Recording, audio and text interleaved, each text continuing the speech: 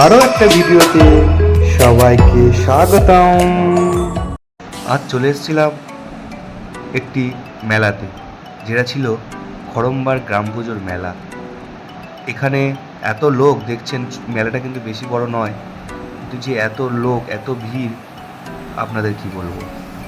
এখানে আছে ছিল বাউল গান, সেই জন্য দেখছেন মেলাতে এত লোক, 3-4টে থেকে গ্রাম, অনেক অনেক দেখছেন কেমন দোকান পাশারি বসেছে, দুদিকে দোকান, এবং যে ভিড় যাওয়াই যাচ্ছে না, এত যে ভিড় দেখছেন, শুধু মানুষের মাথা আর মাথা।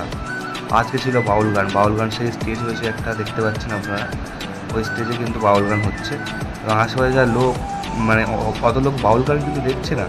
তো মেলাতে খাবারের দোকান থেকে শুরু করে, মানে স্টেশনারির দোকান থেকে শুরু করে, ওখানেই লোক বেশি ভিড়।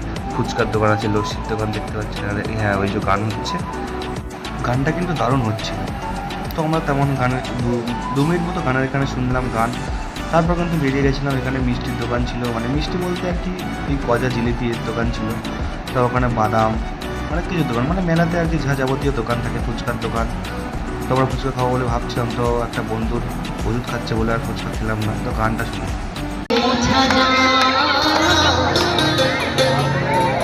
তারে কি গো ভোলা যায়।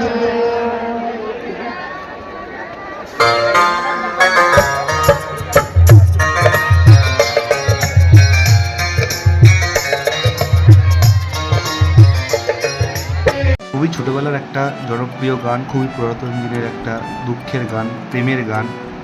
ভালোবাসার মতো ভালোবাসলে তাকে কি কখনো ভোলা যায়, এই গানটা গাচ্ছিলেন, তো খুব সুন্দর লাগছিলো গানটা। খানিকক্ষণ শোনার পর আমরা সব একটু লস্যি খেয়ে নিলাম। হ্যাঁ, এই যে লস্যি খেয়ে নিলাম, কিন্তু ওই দাদাটা লস্যি খাচ্ছিল না, আমাদেরই দাদা লস্যি খাচ্ছিল না, তা আমরা লস্যি খেয়ে বাড়ি চলে গেলাম। Thanks for watching. ভিডিওটা ভালো লাগলে লাইক, কমেন্ট এবং শেয়ার করে দিও।